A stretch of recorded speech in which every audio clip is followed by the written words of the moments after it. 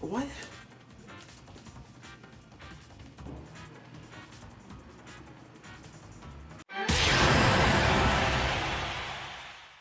Hello and welcome to another Super Smash Bros. Moveset. For our special episode today, we'll be taking a look at the very best of man's best friend, my dog Briar. Briar is a 10-year-old mix of Pitbull and Presa Canario. Hailing from Georgia and originally owned by my girlfriend's family, she joined the Room 100 Entertainment home in 2019 and has been a fan favorite ever since. She requires and gives constant love and attention, primarily through sleeping on the couch for hours on end and playing with her tennis balls or pull toys. She's also the healthiest she's ever been, making her more than ready to fight on the Smash roster.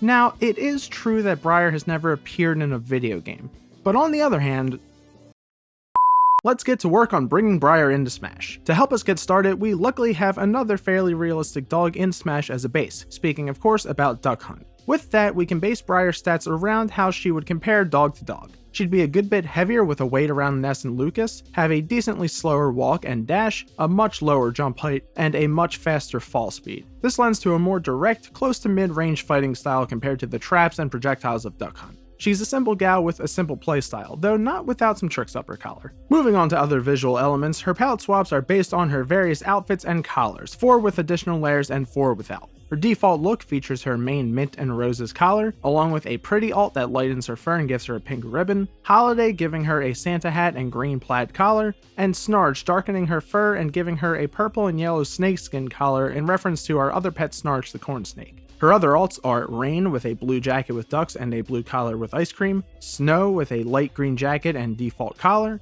Punk with a denim patch-covered jacket and striped pumpkin collar, and Fancy with a black sweater, red plaid skirt, and red version of her holiday collar. Briar's stage entrance is her running onto stage and looking around to see who just came in. Her taunts include sit, eating or drinking from her bowl, and rolling over for a belly rub, while her crouch animation is her laying down. And for victory screens, one has her tap her feet and do a big howl, one has her run and catch a ball bringing it back off screen, and one has her slowly lay down and fall asleep.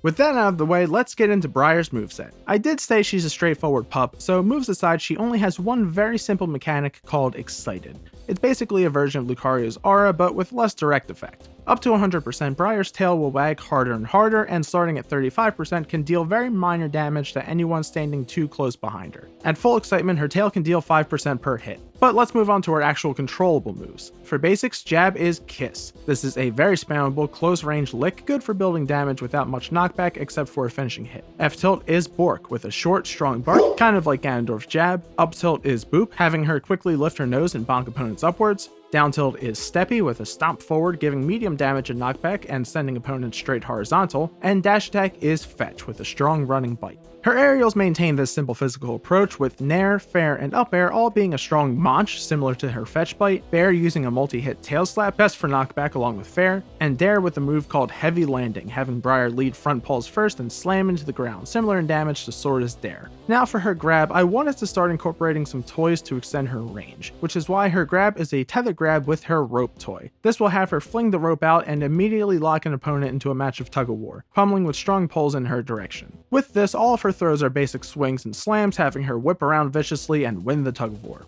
Moving to smash attacks, which are more or less stronger versions of her core moves. F smash is Woo Woo, an incredibly strong 2-hit howl with a lingering hitbox as her best kill move. Up smash is a move aptly called Up Up, having Briar hop up tall into the air with a poking jab of her snout. A little weaker than F smash, but good at hitting through platforms. And down smash is Nibble, a 4-part multi-hit having Briar writhe around on the floor with a volley of bites giving little knockback but tons of damage. And to get into specials, these focus on some of her trademarks and most common routines. Neutral B is called Cuddle. I said she spent most of her time relaxing, and that's just what this move is. Basically a version of Jigglypuff's Sing that has her and those around her get comfy and fall asleep, allowing her time to attack. Side B is called Cutest. Based on this action pulling her face that immediately and always warrants a response from anyone that sees it, in Smash this move would be so cute that it acts as a counter or reflector depending on the attack. Up B is called Harness, acting as a grapple recovery like Byleth or a whip attack like Ivysaur if not close to the ledge. It does vary a little, as while the latter is a simple whip with her leash, her recovery has myself and Morgan stand in the background on stage at the ledge and pull Briar up.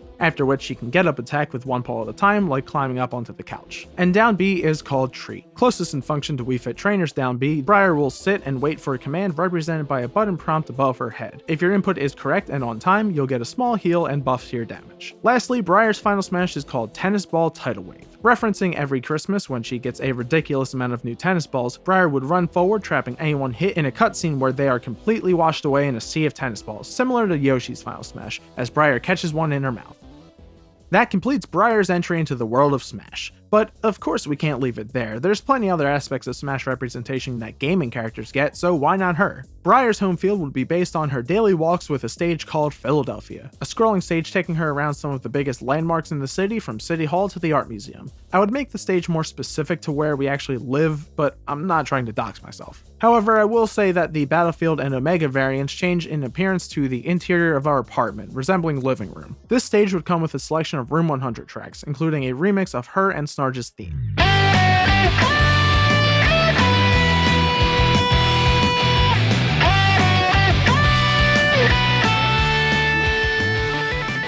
Her classic mode route is called a long walk, traveling around the world to some of the more grounded stages, implying a similar journey to Donkey Kong's classic mode. She would start in Philadelphia fighting Duck Hunt and Little Mac, since Duck Hunt is fairly realistic and Little Mac is, I think, the closest geographical character to Philly. Then go to Onett fighting Ness and Lucas, Tortimer Island fighting Villager and Isabelle, Pirate Ship fighting Toon Link and K. Rool, Mushroomy Kingdom fighting Mario and Luigi, Bridge of Eldin fighting Link and Zelda, and finally facing off against Dracula. While it could make sense to have her fight Rathalos, I like the idea of the back half of the journey having her wind up in this castle somehow, plus it fits well enough with our apartment's spooky vibes. For spirits, I won't dive into too many as that gets a little tough in this scenario, but I have to at least get up to Square Enix or Microsoft standards, right? Therefore, her spirits are a mix of her favorite things and people. There's Tennis Ball, novice support spirit with 10 green Kirbys that dash attack, Favorite Ball, novice support spirit with metal Jigglypuff doing neutral B and dash attacks, Snarge, novice grab spirit with a small K. Rool that grabs, Dog Food, advanced support spirit with small Kirbys and Falcos, Rope Toy, advanced support spirit with fighters with tether grabs like Young Link, Lucas, and Zero Suit Samus, Bed, ace support spirit with giant Jigglypuff using Sing, Household, ace attack spirit against 2 Mii brawlers and 3 Mii sword fighters, Kristen, ace defense spirit with a Mii sword fighter and 2 small Incineroars, D&D, ace neutral spirit with 2 brawlers and sword fighters followed by interpretations of their D&D characters,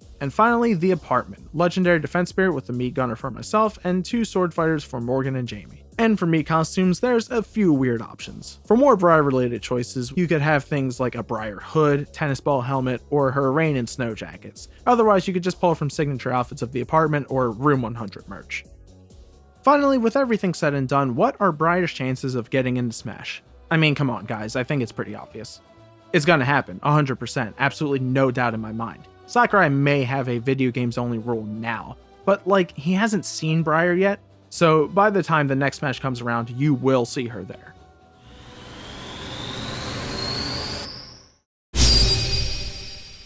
That's all for this episode, so please let Briar know what a good girl she is in the comments. March was a month of prep for me, so look forward to seeing things like my first full-length album and a deep dive into what Metroid Prime 4 could be like coming very soon. Until then, be sure to like and subscribe, and as always, thanks for watching.